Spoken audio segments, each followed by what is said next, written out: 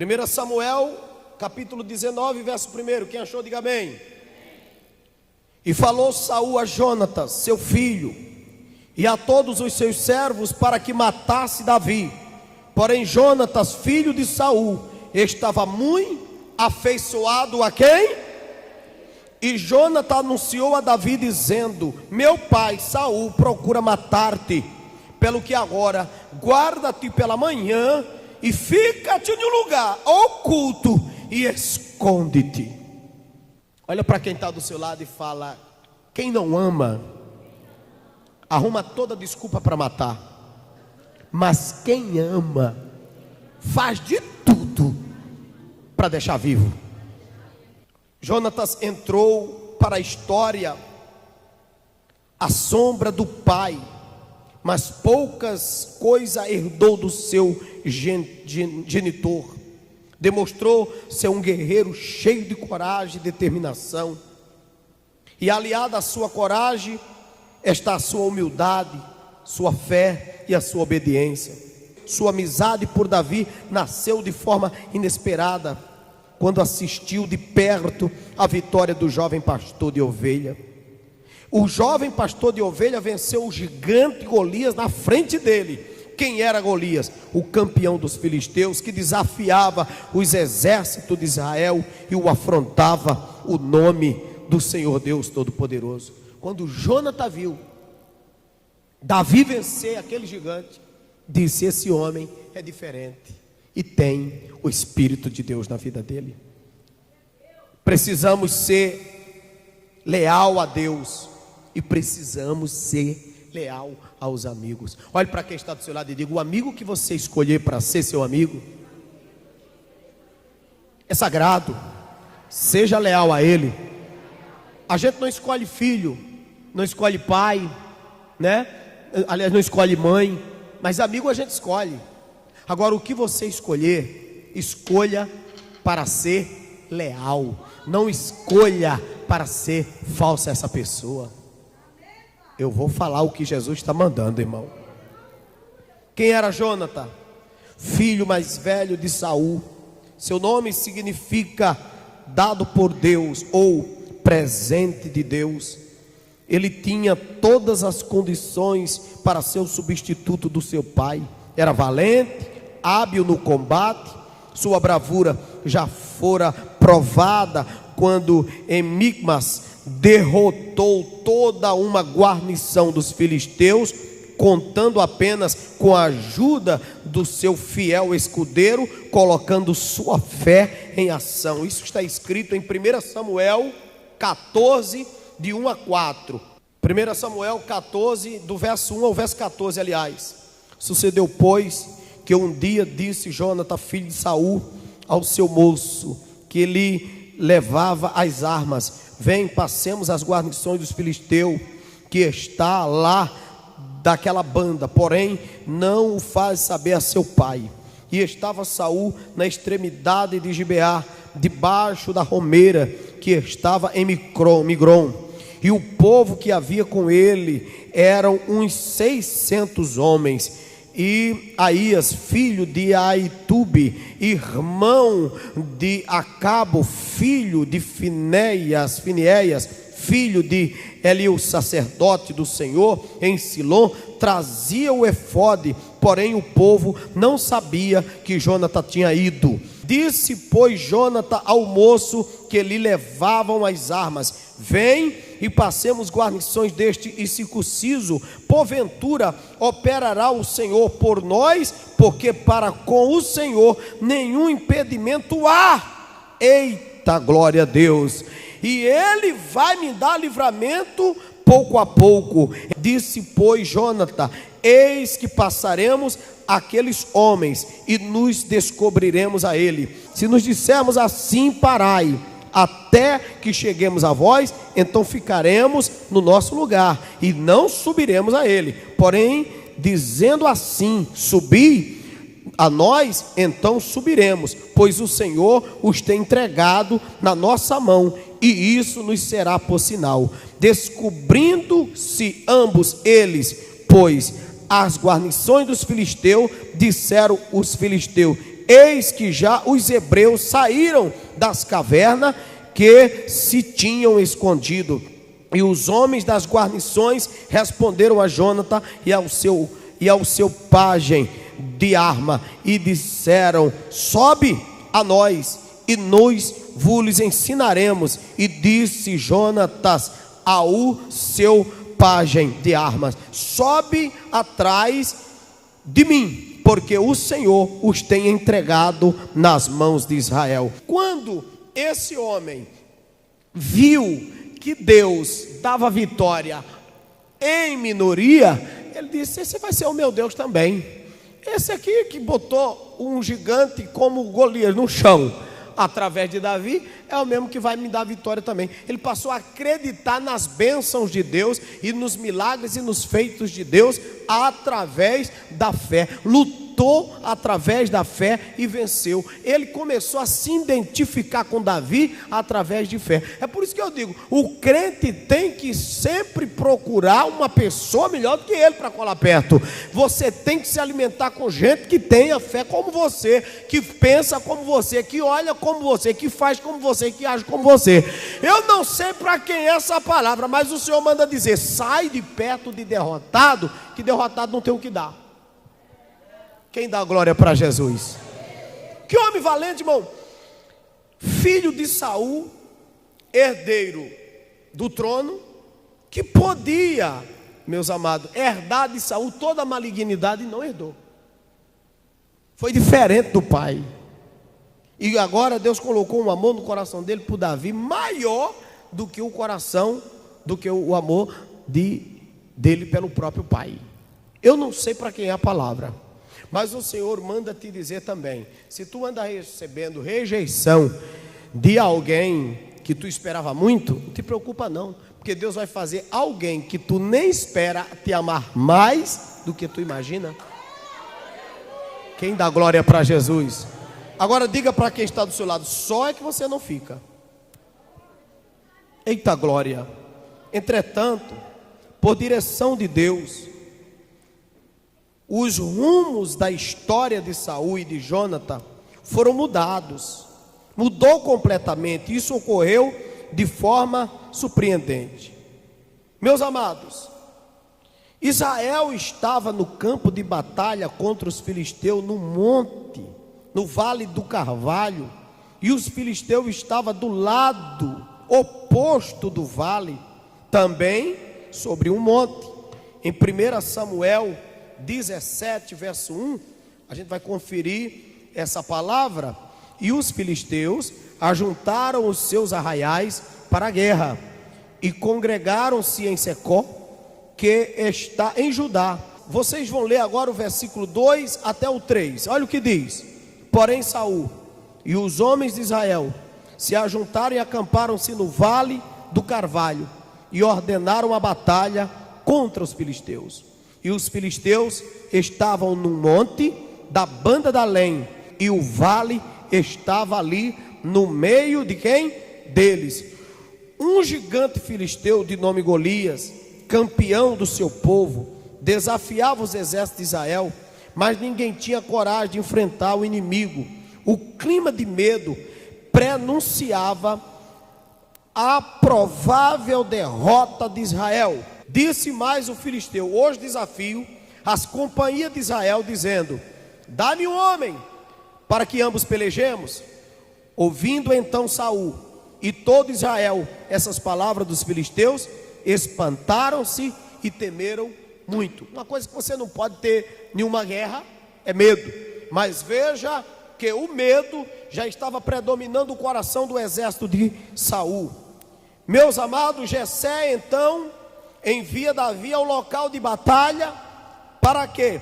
Para entregar víveres para os seus irmãos, ou seja, comida, e para o chefe do seu exército. 1 Samuel 17, do 12 ao 21, que é uma leitura extensiva, então eu não vou ler, mas 17 do verso 12 ao versículo 21.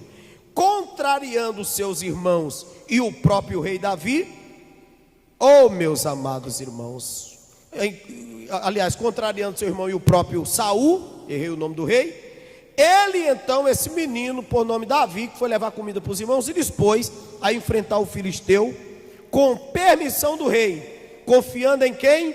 Em Deus. Lá vai Davi ao encontro do gigante com 5 pedras dentro do seu bornado. Dá glória para Jesus aí. Diga para quem está do seu lado, precisa de muito não. Ele vai cair hoje. Quem dá glória para Jesus? Então, amados, a gente observa, aleluia, o encorajamento de Deus na vida das pessoas que Ele quer honrar, que Ele quer abençoar. E com uma única pedra, Ele derruba o gigante e mata com a espada. Ele derruba com a pedra, mas Ele mata com o quê? Com a espada. Vai lá, fala comigo. Ele derruba com a pedra, mas Ele mata com a espada. Olha para quem está do seu lado e fala: as estratégias de Deus é a pedra, mas não esqueça da espada, viu, irmão? Quem dá glória para Jesus? Tem muita gente por aí, só pedra, não quer mais saber da Bíblia, né? Amém, igreja? É pedra, mas para conclusão do negócio, você precisa de quê? De espada. Diga: eu vou usar a minha espada. Dá um glória para Jesus aí, irmão. Foi uma vitória de um desfecho surpreendente. Um gigante vencido por um jovem pastor de ovelha. Um exército inteiro posto em fuga após um combate inusitado e desigual. Meus queridos irmãos, assistindo o duelo, quem estava? Jonathan, filho de Saul. Aí ficou profundamente tocado pela vitória de Davi sobre Golias. Ele não conhecia. Aí ele ficou: peraí, esse moço é diferente. Glória a Deus. Diga para quem está do seu lado: tem sempre alguém olhando você lutar. Meus amados, então começa a amizade dos dois. O povo de Israel jubilou diante da tremenda vitória de Saul. Ficou então estupefato e mandou o chefe do exército, Abner, chamar Davi. Então Abner levou como troféu de batalha inusitada a cabeça do filisteu. Em 1 Samuel 54, lá vai o fato, né? 17:54 diz assim a palavra de Deus. Vamos ler, toda a igreja. E Davi tomou a cabeça do filisteu e as trouxe a Jerusalém, porém pôs as armas dele na sua tenda. Entrar em Jerusalém com a cabeça de Golias na mão, ai, é um grande prêmio. Porém Jonathan, filho de Saul, foi quem mais foi tocado em suas emoções e sentimento em relação ao jovem pastor, que derrotou o gigante com o uso de uma simples funda e um tiro de pedra. De imediato, aquela admiração despertou em Jonathan um sentimento de amizade e de amor, um amor fraternal por Davi. Deus tem seus caminhos quando Ele quer criar circunstância ou mudar circunstância, segundo os seus propósitos, amoroso e soberano. Ele faz e Ele faz com quem Ele quer. Quem diz amém, Jesus? A Bíblia registra com expressão tocante os sentimentos de Jonathan por Davi. Diz o texto bíblico assim: e sucedeu que, acabando ele de falar com Saul, a alma de Jonathan se ligou com a alma de Davi, e Jonathan o amou como sua própria alma. Vocês acabaram de ler em 1 Samuel 18, versículo 1, 3 e 4.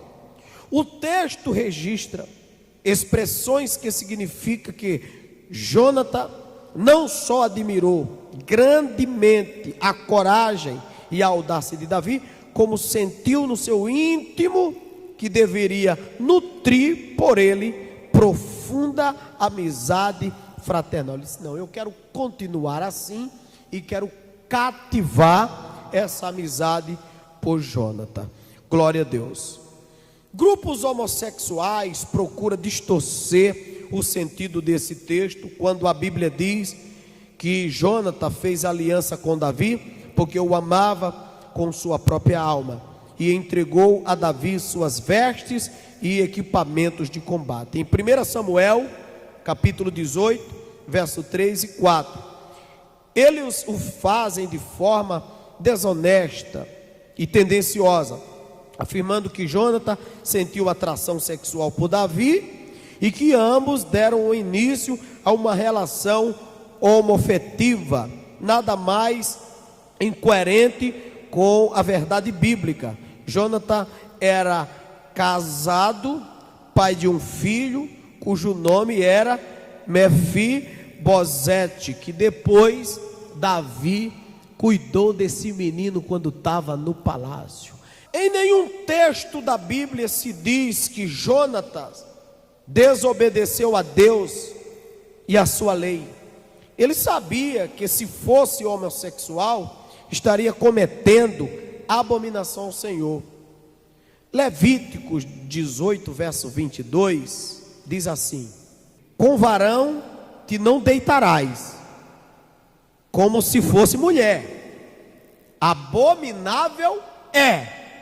Na verdade, aquela amizade calorosa foi inspirada por Deus, pois Jonatas deveria ou haveria de ser, tempos depois, o amigo que iria livrar Davi das ciumentas e sanguinárias de Saul. Eles fizeram uma aliança espiritual, não uma parceria abominável aos olhos do Deus Todo-Poderoso.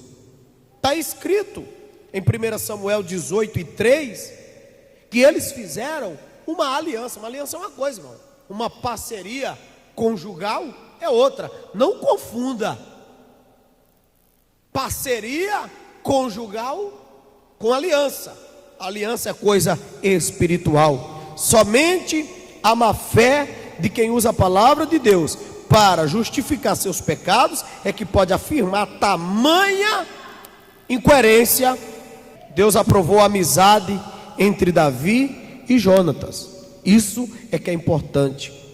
Há um provérbio popular que diz: tal pai, tal filho, sugerindo que os filhos tendem a demonstrar o mesmo comportamento de seus pais, mas tal entendimento não pode ser generalizado. O exemplo de Jonatas é aprovado por isso, é prova disso também. O seu caráter praticamente era oposto ao do seu pai. Saul era um homem inseguro, ciumento. Jonatas não herdou nem desenvolveu esse traço de personalidade do pai. Ao contrário dele, era corajoso. Em Micas, ele lutou contra as guarnições dos filisteus com seu pajem de arma e os derrotou confiando em Deus. Revelou-se um verdadeiro comandante de tropas, um herói, um homem de fé. Isso está escrito em 1 Samuel 14, versículo de número 6. Ele revelou firmeza, meus amados, de diante dos seus inimigos. Ele revelou lealdade. O seu coração era bom. Ele tinha um caráter diferente do seu pai. Sua coragem moral fê-lo não ter medo de perder a posição como herdeiro do trono para Davi. Soube reconhecer que seu amigo tinha a direção de Deus e as condições humanas para substituir Saul no cargo de monarca de Israel. Isso está escrito em 1 Samuel 16, verso 1. Um exemplo para os dias presentes. Deus não está sujeito às leis, nem aos costumes dos povos. Ele estabelece suas vontades, diretiva, de forma implacável, contrariando todas as expectativas e previsões históricas, ou até mesmo política. Assim, em meio a um grave desafio contra o povo de Israel, levantou o jovem Davi para derrotar o gigante filisteu, assistindo o extraordinário ou a extraordinária vitória, Jonatas sentiu profunda admiração pelo jovem pastor de Belém e compreendeu que ele seria o escolhido por Deus. Em lugar de inveja ou ciúme, Jonatas tornou-se o maior e mais leal amigo de Davi. Seria tão bom se cada um aqui que não tem capacidade para atacar o barco viesse para trás e dissesse para quem tem: conta comigo. Mas parece que quem não tem capacidade, pastor, para atacar o barco, quando reconhece que não tem capacidade, fica com raiva de quem vai e começa a sabotar o conjunto, sabotar o coral, sabotar isso, sabotar aquilo. Meu querido, se você não tem capacidade, passa para quem tem e fica do lado. Eu vou sair para deixar a pessoa à vontade. Não, você não vai sair coisa nenhuma, você vai ficar do lado, agarradinho ali, dizendo como Ruth disse para Noemi: o teu povo é o meu povo, a igreja é a mesma, aleluia, o céu é o mesmo, a vitória é a mesma, então conta comigo, eu não vou sair, ainda que você me tirasse, eu não saía, porque eu quero te ajudar a dar certo. Eu não vou dizer mais nada não, fica de pé. Acabamos de apresentar na rede AD Família de Comunicação, Meditação no Santuário, com o bispo Edinaldo Silva.